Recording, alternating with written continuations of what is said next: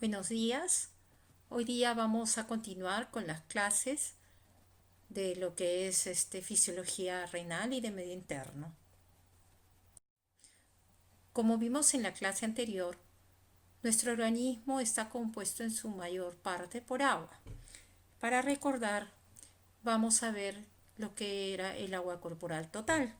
Ya hemos dicho que representa el 60% del peso corporal en el varón y el 50% del peso en la mujer.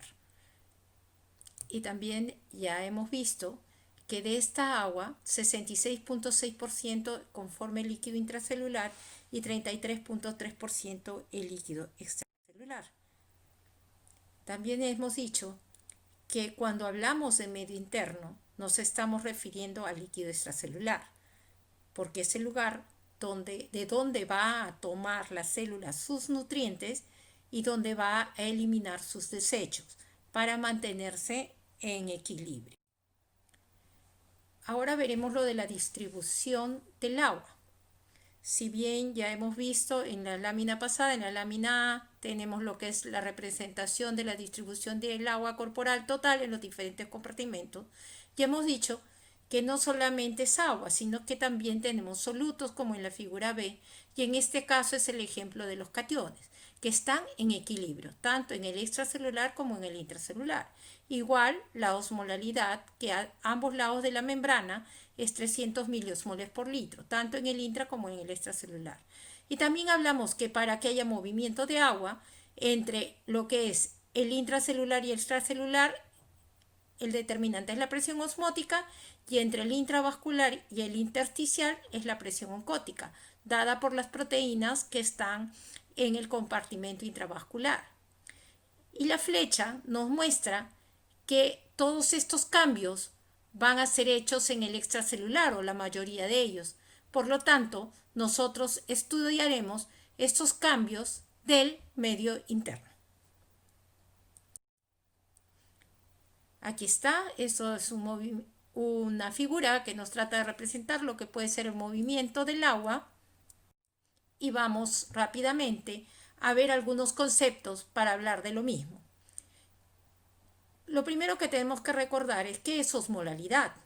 Osmolalidad es una propiedad física de una solución que depende del tipo y de la cantidad de solutos.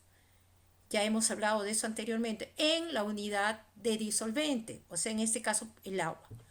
Generalmente cuando lo expresamos en kilos es miliosmoles por kilo y se llama osmolalidad. Y cuando lo expresamos en osmoles por litro se llama osmolaridad. El segundo concepto es tonicidad.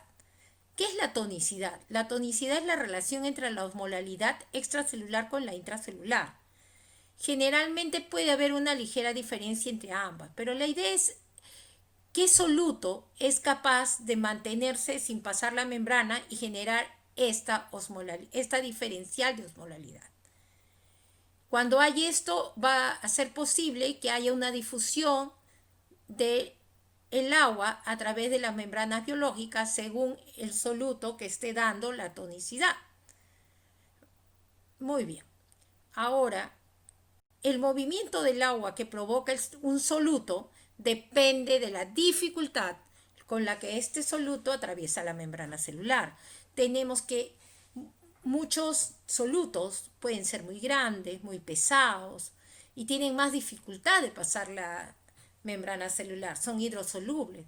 Es más fácil pasar si es que son liposolubles. Y también tiene que ver el tamaño. En este caso, el sodio y el potasio sí son solutos pequeños que difunden libremente la membrana celular.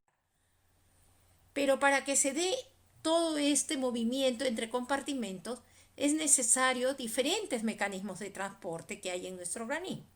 Básicamente son dos grupos, los pasivos y los activos. Los pasivos son ósmosis, que es movimiento de agua, difusión solutos, ultrafiltración solutos.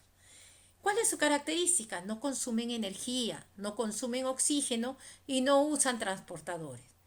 Generalmente puede haber una difusión facilitada. Ya veremos más adelante la descripción.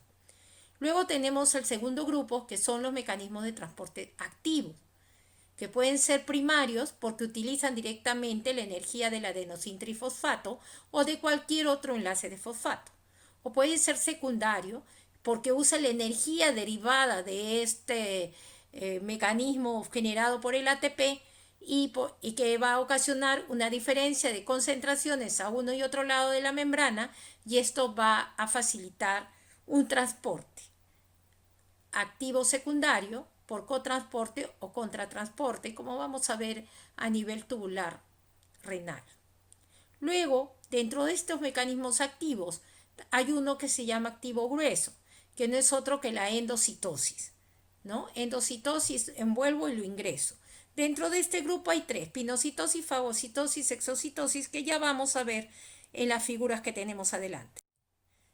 Aquí lo que básicamente nos muestra es la membrana celular y el líquido extracelular y el intracelular y los tipos de transporte. El transporte activo con consumo de ATP, que está a nuestra derecha, y el transporte pasivo, que está a nuestra izquierda, que puede estar difusión simple, como la que dijimos, pasa libremente, generalmente en los liposolubles, o a través de poros, canales, o a través de transportadores, que son las difusiones facilitadas.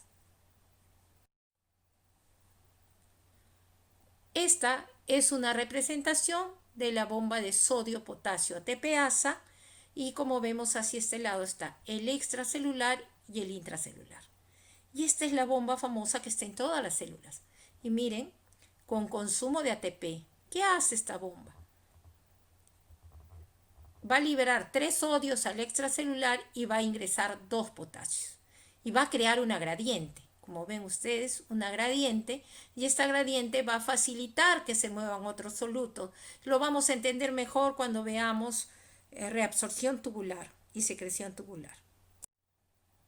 Muy bien, dentro de los transportes pasivos vamos a ver cómo se trasladan, que es lo que ya hemos venido diciendo: la difusión simple, que generalmente son los liposolubles, la difusión mediada por canal, ¿no? Hay una proteína que va a facilitar que pase el soluto, y esto hay diferentes canales, canales de agua, canales de sodio, de potasio, o la difusión mediada por un transportador. Esta mediada por un transportador a veces es en base a, por decir, existe el sodio hidrogenión, que es un transportador que va a resultar por la energía o la diferencial de potencial generada por la bomba de sodio-potasio ATPasa, ¿no? Lo importante es que de estas maneras se puede transportar. Es igual, a nivel de enlaza de Henle, el cotransportador es sodio-potasio 2 cloros, que quiere decir que va, gracias a la energía que se ha producido, es capaz de ingresar desde la luz tubular a la célula un sodio, un potasio y 2 cloros. Muy bien, ahora avanzamos. La primera que vamos a describir es un tipo de difusión pasiva que moviliza el agua. ¿Qué es la ósmosis? La ósmosis es una difusión pasiva que se caracteriza por el paso del agua a través de la membrana desde la solución más diluida a la más concentrada. En el ejemplo vemos el lado donde dice agua, quiere decir que no hay solutos. Y hacia el otro lado, que vendría a ser la membrana semipermeable, lo rosadito, tenemos solutos de cloruro de sodio. Entonces, ¿de dónde a dónde se va a poner el agua? Desde este lado, donde dice agua, hacia el lado donde está el cloruro de sodio. Se va a mover desde la solución diluida a la solución concentrada. Eso es ósmosis, movimiento de agua. Lo vemos acá, miren, tenemos una solución con menos soluto, esta solución más hipertónica, y esta es la membrana semipermeable. El agua se va a ir al lado donde hay más solutos, ¿no? Y disminuyó en el otro compartimento. Ahora hablaremos de osmosis y presión osmótica. Ya vimos qué es osmosis. ¿Qué es la presión osmótica? La presión osmótica es la presión que es necesaria para detener el flujo de agua a través de la membrana semipermeable. Ya sabemos que nuestras membranas son semipermeables de todos los organismos pluricelulares y tienen que permanecer en equilibrio osmótico con los líquidos tisulares que la bañan. Entonces, la presión osmótica es generada por el número de soluto por unidad de volumen del solvente. No tiene nada que ver, ya hemos dicho, el tipo, el tamaño, la valencia. Entonces, ¿qué va a pasar?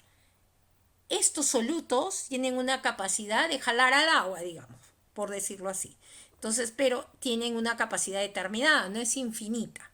Entonces, esa capacidad de jalar al agua del soluto que vemos acá es lo que, esa cantidad de agua que fue capaz de llevarse es lo que vamos a considerar la presión osmótica de ese soluto, que fue capaz de jalar agua. Visto de otra manera, aquí miren. La presión osmótica viene a ser la suma de las concentraciones de todas las partículas del soluto multiplicado por la constante universal de los gases y la temperatura absoluta, ¿no? Generalmente es 0.3 osmoles o 300 miliosmoles por kilolitro de agua, como queramos ver. En la figura que vemos de la zona diluida que no tiene solutos, el agua se ha movido hacia el lado de los solutos. Y este desplazamiento de agua ha generado un movimiento de agua hacia este lado y por lo tanto ha habido una presión que se mide en centímetros de agua. Como vemos acá, esto vendría a ser la representación de la presión osmótica, ¿no? A través de una membrana semipermeable.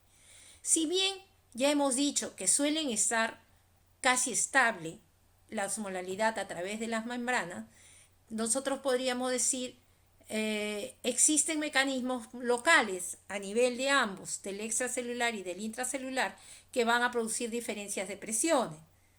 Y esos son el equilibrio de Gibbs-Donan, que ya lo vimos, que es la diferencial que da la proteína, el compartimento que tiene proteína va a tener una diferencial en la presión de 7 a 8 milímetros de mercurio.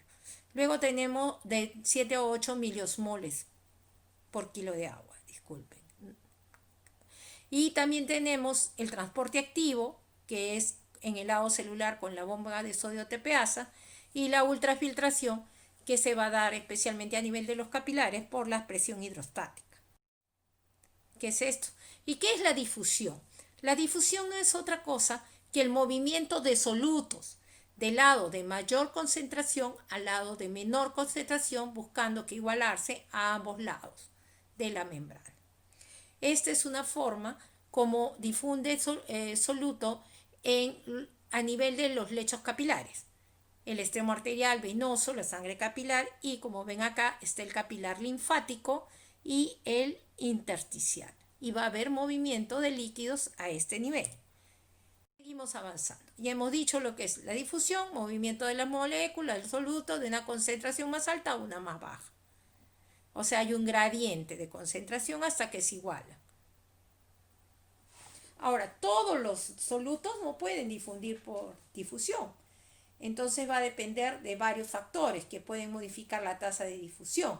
Entre ellos figuran la temperatura, la presión, las corrientes eléctricas y por supuesto el tamaño de la molécula, como hemos venido diciendo. Las más grandes serán más difíciles de pasar y las más pequeñas pasarán con mayor facilidad. Y aquí tienen un poco el gráfico de cómo es la difusión. Miren, del lado de mayor concentración al otro hasta que se igualan, ¿no? Hasta que se igualan las concentraciones a ambos lados de la membrana. Y agarra y también lo engloba. Y con su capa de proteínas, que son estas de acá, lo envuelve y lo vuelve una vesícula recubierta. Otro mecanismo de transporte. También hemos dicho que los solutos pueden pasar por diferencia de presión y se conoce como ultrafiltración. Este es un proceso por el cual las moléculas de un disolvente, o sea los solutos, pasan a través de la membrana en contra de un gradiente osmótico ocasionado por una presión aplicada a la solución. El soluto es retenido a pesar de su elevada concentración. ¿Por qué es importante esta ultrafiltración? Porque tiene mucho que ver en la formación de la orina y también en la salida de los fluidos de los capilares, como vamos a mirar adelante.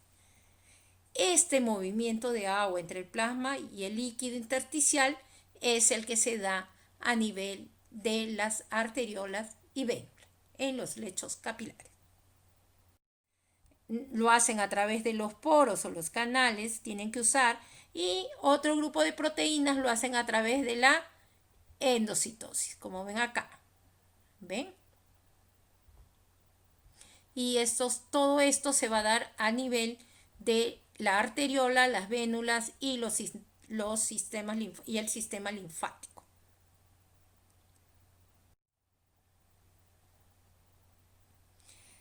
Como vemos, la osmolalidad está determinada por los solutos y van a tener una influencia en el movimiento del agua.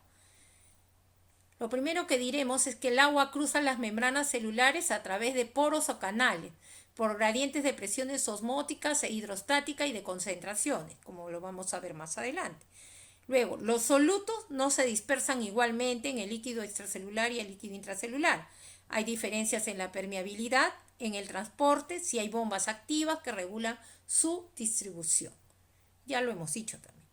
Ahora, por último, la proporción de líquido extracelular y de líquido intracelular son gobernados por sus cationes más importantes, sodio y potasio. Y aquí, ¿cuáles son los principios básicos para entender cómo es este movimiento del agua? En primer lugar, el agua se mueve rápidamente a través de las membranas celulares. Por eso es que la osmolalidad del intracelular y el extracelular permanecen casi exactamente igual. Las membranas celulares son casi completamente impermeables a muchos solutos. Por lo tanto, el número de osmoles permanecen casi constantes en ambos compartimentos porque no pueden pasar, si se dan cuenta, están en equilibrio. Como vemos en la figura, 300 miliosmoles por kilo en el extracelular, 300 miliosmoles por kilo en el intracelular. Y eso ya lo hemos conversado. Vamos a recordar lo que es osmolalidad. Osmolalidad es la concentración de solutos expresada en osmoles por kilos de agua, y la osmolaridad es la concentración osmolar expresada en osmoles por litros de agua, ¿no? Eso es lo que cambia. Esta figura la revisan, es un poco un ejemplo de cuántos osmoles tenemos en los diferentes compartimentos. Muy bien. Ahora, ¿quién es el responsable mayor de la osmolalidad? El sodio. El sodio, que es el castión más grande del extracelular, es decir, del medio interno. Entonces, dice, la osmolalidad plasmática es igual a la suma de cada uno de los solutos que están presentes en el plasma. Sabemos que la mayoría son sodio y que no está solo, va con el cloro.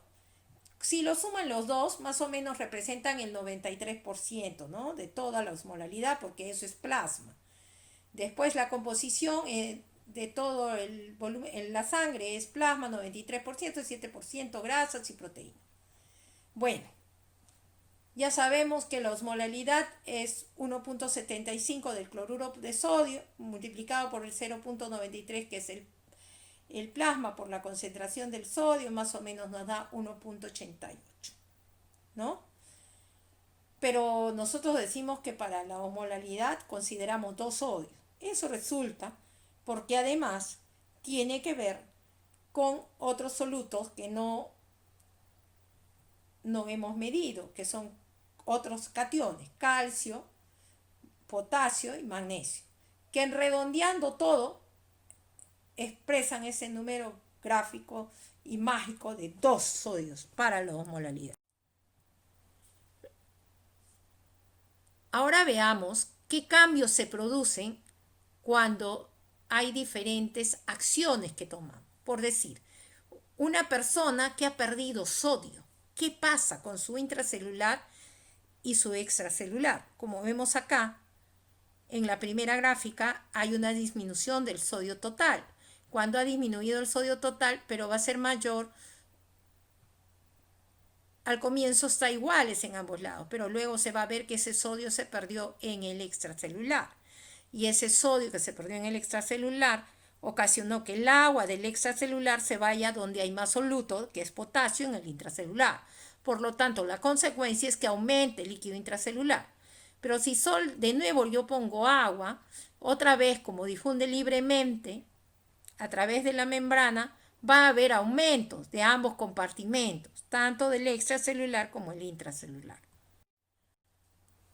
Eso pasó cuando hubo pérdida de sodio. Ahora, ¿qué pasa si hay ganancia de agua e ingresamos agua?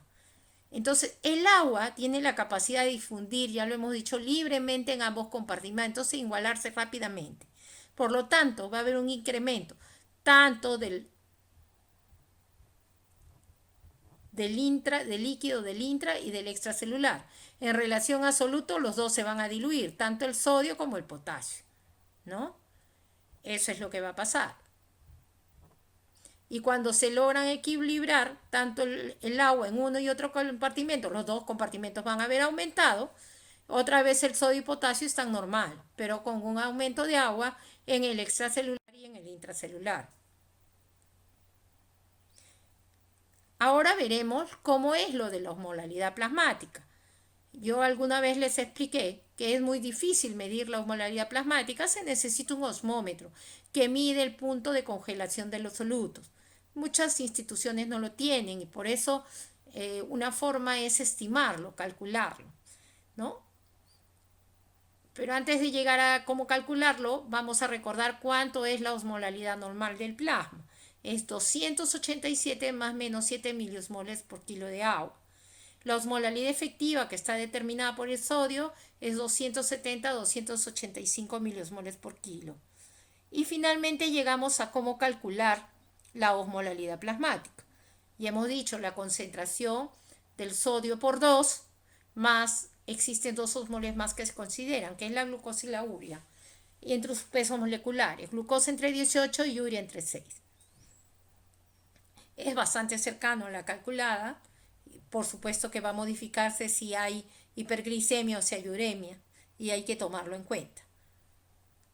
Luego vamos a ver qué cosa es hiposmolaridad. La hiposmolaridad se va a dar cuando haya disminución de la concentración del sodio o del potasio o retención de agua, ¿no es cierto?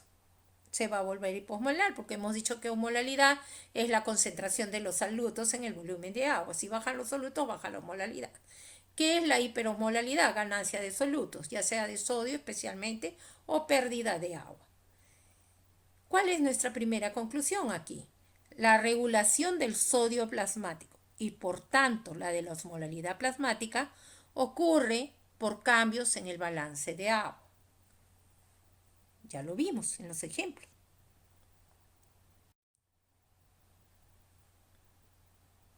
Y aquí hay 3 ejemplos bien gráficos que nos muestran cómo es el movimiento. En la primera figura está un estado normal, con osmolaridades normales, todo igual entre el intra y el extracelular, 25 litros en el intra y en el ejemplo 17 litros en el extra. ¿Qué pasa si le ponemos sodio, como pusimos en el ejemplo anterior? El agua se mueve del intracelular al extracelular. Entonces el extracelular aumenta y el intracelular disminuye porque el sodio está en el extracelular. Pero primer estado. Segundo estado, añadimos 1,5 litros de agua. Acuérdense que se lo damos al extracelular.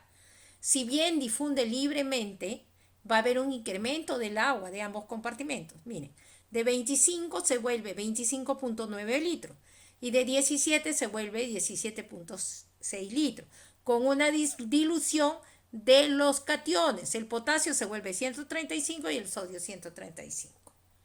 Ahora, ¿qué pasa si en vez de ponerle 1,5 litros de agua le pongo 1,5 litros de cloruro de solución salina? Miren, ingresa.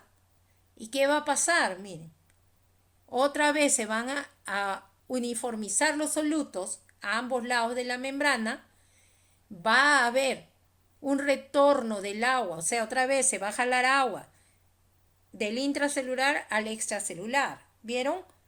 Y aquí se vuelve a su estado de 25 litros, pero miren el extracelular, ha aumentado a 18.5 litros. ¿Qué es lo que pasa entonces? Aquí es para que vean cómo se multiplica cada cosa y les va a quedar para que lo revisen. Pero lo más importante es esta tabla. ¿Cómo es que se movió el agua? Mira, aquí tenemos. Esta tabla nos muestra qué pasa cuando ponemos cloruro de sodio. Aumenta la osmolaridad plasmática, el sodio plasmático y el volumen extracelular, y disminuye el volumen intracelular y el sodio urinario. ¿Qué pasa si añadimos agua, solo sin soluto? Disminuye la osmolaridad plasmática, diluye los solutos, disminuye el sodio plasmático, el volumen extracelular aumenta y el intracelular también, porque el agua difunde libremente. y el sodio urinario también aumenta. ¿Por qué? Porque lo tiene que botar para poder volver al estado estable. ¿Qué pasa si pongo solución salina isotónica? La osmolalidad plasmática no se modifica, el sodio plasmático tampoco, el volumen extracelular aumenta porque jala un poco el agua, el volumen intracelular puede o no moverse tan rápido, no se mueve, porque todo lo que se va a modificar es el extracelular y el sodio urinario también aumenta. Ese es el resumen de cómo las intervenciones de sodio y agua van a mover el agua y los solutos. Ahora veamos qué pasa con los líquidos, si son isosmóticos, hiperosmóticos o hiposmóticos. Muy bien, vamos a decir que estos líquidos también se les puede llamar isotónico, hipertónico o hipotónico. ¿Por qué? Porque son soluciones que provocan cambios en el volumen celular. Ahora vamos a ver cómo. Luego dice, la tonicidad de la solución depende de la concentración de los solutos no difusibles, lógico. Los que se quedan, ya sea en el compartimento extracelular o intracelular, van a mover al agua hacia ese lado, por ósmosis, ¿cierto? Entonces, ¿qué tenemos? Isosmóticos, soluciones que tienen la misma osmolalidad que la célula, no hay mayor movimiento. Hiperosmótico o hiposmótico son soluciones que tienen una osmolalidad diferente, mayor o menor, que el líquido extracelular. Y veamos en la figura qué pasa. Vean, el primero de la izquierda nos muestra el estado estable. Vemos la membrana semipermeable representada por esa línea, la banda roja, y vemos que el intra y el extracelular están estables, sin movimiento neto de agua, y los glóbulos rojos están bonitos con su centro en excavado, ¿no? Como lo vemos allí. Muy bien, ahora veamos un medio hipertónico, ¿no? Un medio hipertónico, ¿qué va a hacer? Se le añade al extracelular, ahí ingresa el hipertónico, va a mover el agua del intracelular al extracelular, o sea, hinchándose, o sea, va a ganar agua el extracelular.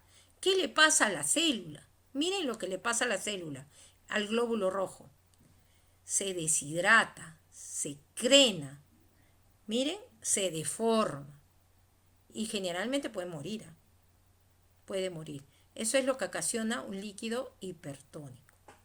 Por otro lado, tenemos un líquido hipotónico.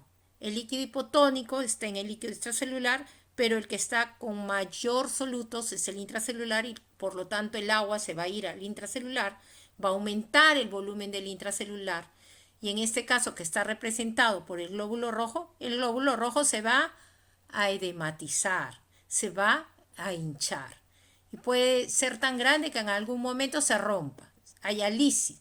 Por eso es que nunca se administra a un paciente agua pura a la vena porque produce hemólisis, porque es muy hipotónico, finalmente hincha y revienta el glóbulo rojo. Y eso no queremos ocasionar. Bueno, desde hoy día, desde fisiología, sabemos por qué no debemos hacer eso.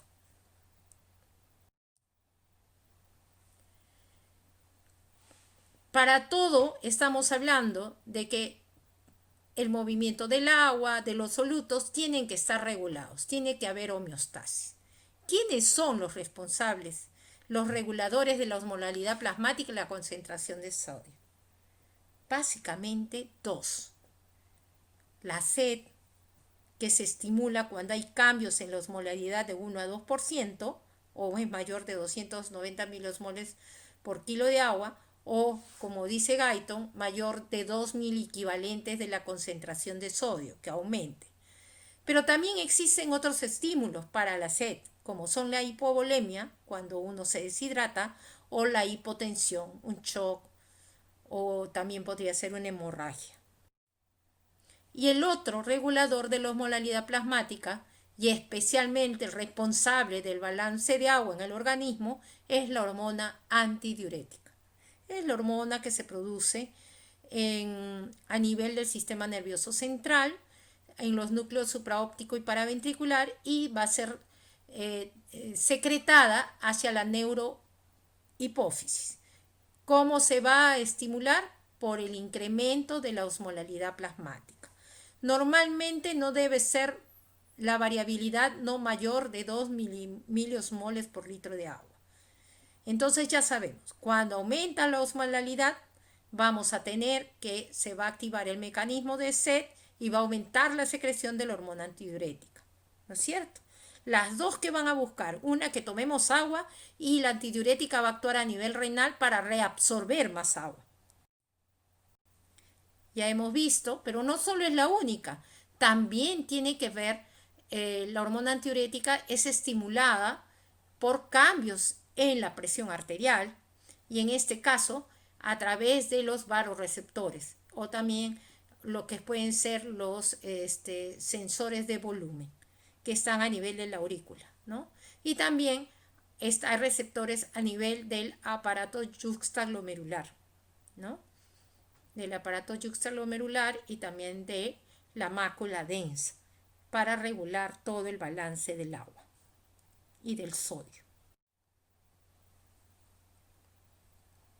¿Qué hacen estos reguladores? Son mecanismos de control para el movimiento de agua a través de la sed, la concentración urinaria, la hormona antidiurética para evitar la hiperosmolalidad. Y cuando tengamos un estado hiposmolar, tiene que tratar de llegar al estado estable y orinará agua, pues. Agua para que el sodio se vuelva normal. Ahora, ¿qué vamos a ver? Las alteraciones del balance de sodio influyen en el mantenimiento del volumen plasmático y la perfusión tisular. Por supuesto, ya lo hemos visto. ¿Cuál es la relación? A través de ese movimiento de osmosis, a través de la membrana celular. Ya hemos visto que si hay menos sodio, más sodio, se va a mover el agua al lado donde hay más soluto, más sodio. Entonces, ¿qué tenemos? Si hay mucho sodio, jala mucha agua y se evidencia como edema. Y si hay poco sodio, se va a ir al otro lado, al intracelular, y va a producir hipovolemia, porque el extracelular se va a depletar. Eso es lo que tenemos que concluir, acordarnos eso. Entonces también hay anomalías de la regulación del líquido corporal. Sí, pues que es un poco lo que hemos visto, ¿no? Miren, ahí está. Si tengo hiponatremia, o sea, concentración de sodio bajo con deshidratación, tengo que pensar, ajá, insuficiencia suprarrenal o exceso de diuréticos. La concentración plasmática del sodio disminuida. El volumen de líquido extracelular disminuido. Y el volumen de líquido intracelular aumentado, porque está con más solutos. Puedo tener una hiponatremia con sobrehidratación, ¿sí? ¿Qué debo pensar? Que la antidiurética está activada, que hay una secreción inapropiada de hormona antidiurética.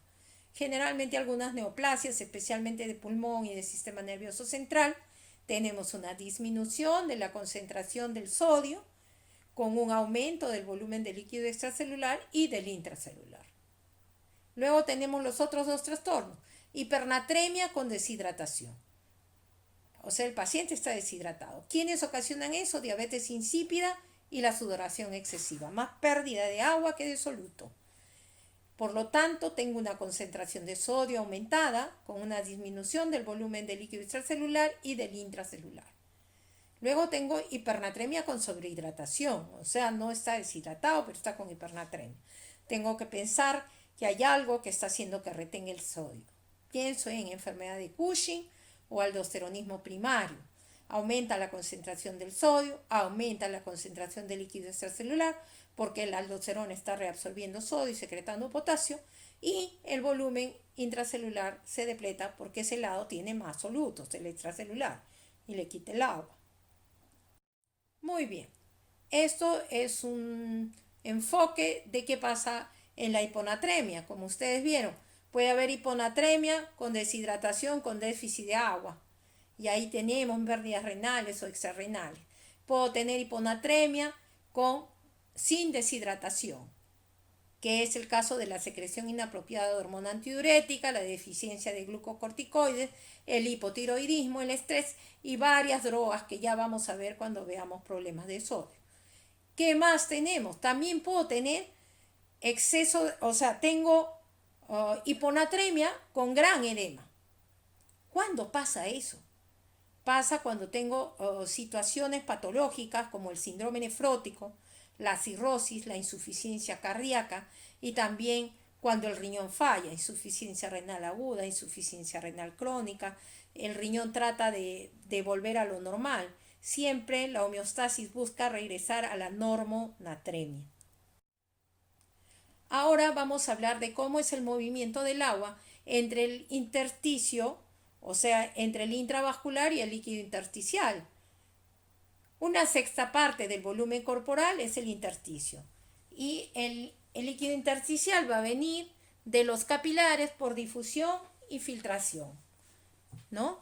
Y acá tenemos, miren, el capilar y tenemos el famoso gel que se forma en el intersticio por la presencia de filamentos de proteoglicanos y fibras de colágeno, ¿no? Pero tenemos los riachuelos de líquido libre. Muy bien, acá está. ¿Cómo es el intercambio de agua entre el plasma y el fluido intersticial? ¿Qué vamos a ver? El aporte de los nutrientes y la eliminación de los productos de desecho ocurre a este nivel, en los capilares y vénulas postcapilares, por la difusión de solutos y gases. Entre los gases, el oxígeno y el CO2. Absorbe el oxígeno y elimina el CO2 entre el plasma y el fluido intersticial. Como vemos en la figura, la flecha de filtración es lo que va a salir desde el lado de la arteriola hacia el intersticio, y la otra flechita, la absorción, que es amarilla, vamos a ver cómo vuelve a ingresar el fluido, el líquido, al lado de la vénula. ¿Cómo es esta distribución del ultrafiltrado? Generalmente está en equilibrio, en homeostasis, y no va a ocasionar cambios, ni en el líquido extracelular ni en el intracelular. La presión hidrostática es la fuerza mayor que va a mover los fluidos fuera del lumen capilar, y esta presión hidrostática depende de la presión arterial. La presión coloidosmótica está generada, también llamada presión oncótica, por la albúmina, y es la fuerza mayor que mueve fluidos dentro del lumen capilar, ¿no? Para que ingrese, para la reabsorción. La primera para la filtración, la saca hacia el intersticio. La segunda para la reabsorción, que regrese otra vez. Muy bien. Y aquí está, más o menos. Estas son las famosas fuerzas de filtración o de Starling, que no es otra que la presión hidrostática del capilar, que es la fuerza que favorece la filtración, y en este caso la presión hidrostática del líquido intersticial, que es negativa y que también favorecería, en este caso, la filtración. Las fuerzas que se oponen están registradas en verde. Es la presión oncótica del plasma y la presión hidrostática del líquido intersticial. Las que favorecen la filtración serían la presión hidrostática del capilar y la presión oncótica del líquido intersticial. Listo acá mejor. Aquí lo tenemos. Estas son las fuerzas netas para la filtración con valores.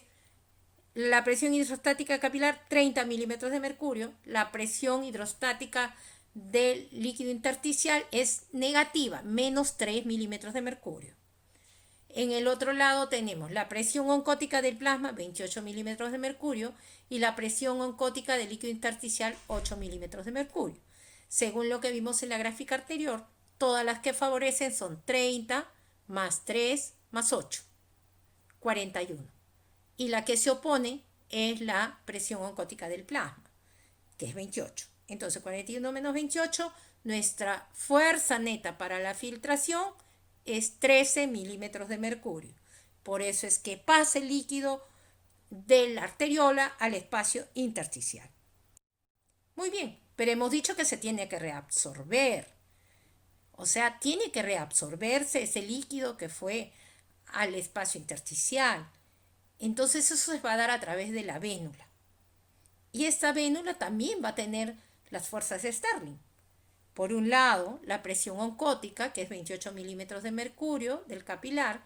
Tenemos que la presión oncótica del líquido intersticial es 8, y ya sabemos que la presión del capilar en este lado, en la vénula, es más baja.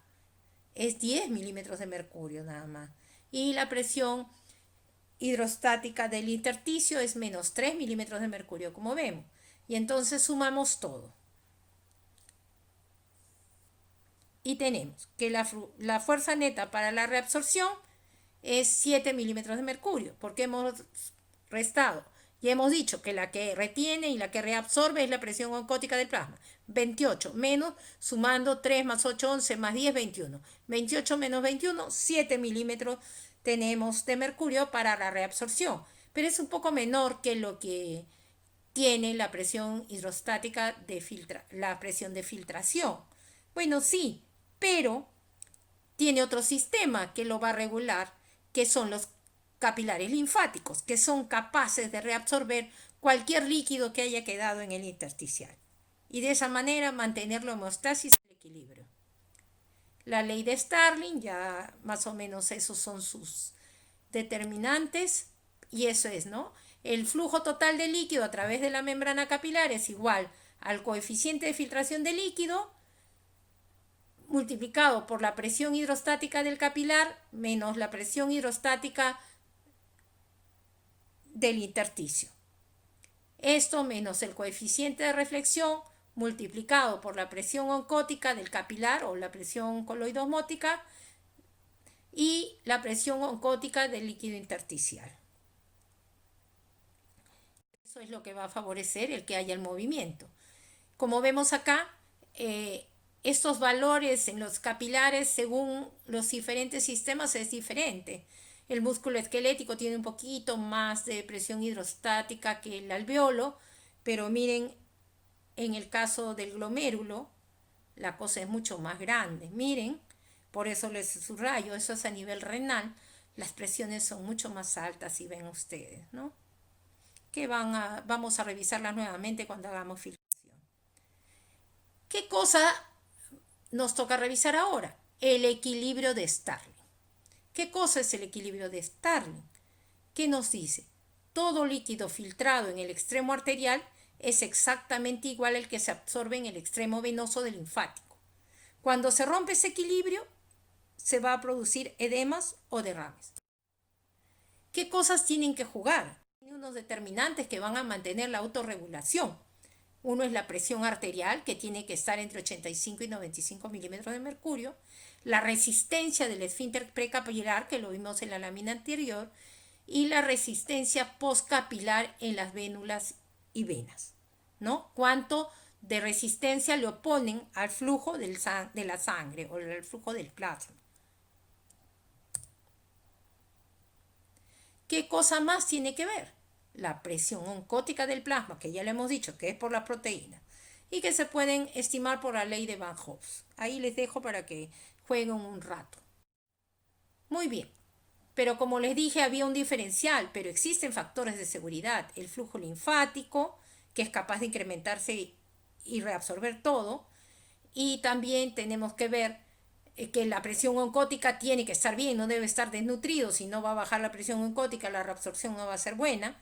Y cuando hay un aumento en el volumen del fluido intersticial, puede aumentar la presión hidráulica intersticial y pueden ocurrir los edemas. Y los valores negativos se vuelven positivos. Y ahí está nuestro gran sistema linfático que lo soluciona todo. Y finalmente tenemos los síndromes edematosos que se van a producir si hay un aumento de la presión hidrostática del capilar, si hay una disminución de la presión oncótica del plasma, si hay un aumento de la permeabilidad capilar, o si hay obstrucción linfática o un aumento de la presión oncótica intersticial. El primer grupo puede ser por disminución del volumen plasmático y retención renal de sodio, insuficiencia cardíaca, cor pulmonar, retención primaria de sodio, obstrucción venosa, cirrosis hepática, obstrucción venosa local, disminución de la resistencia, bloqueadores de canales de calcio cuando estamos tratando hipertensión arterial y edema idiopático. Ya sabemos la pérdida de la presión oncótica del plasma, síndrome nefrótico e enteropatía perdedora de proteína. El edema idiopático por quemaduras, inflamación o sepsis. Y lo último por adenopatías por malignidad o hipotiroidismo. Finalmente tenemos ahí otro ejemplo de cómo es que existen algunos fármacos que van a producir todo esto. Hemos terminado esta semana, nos vemos la siguiente clase.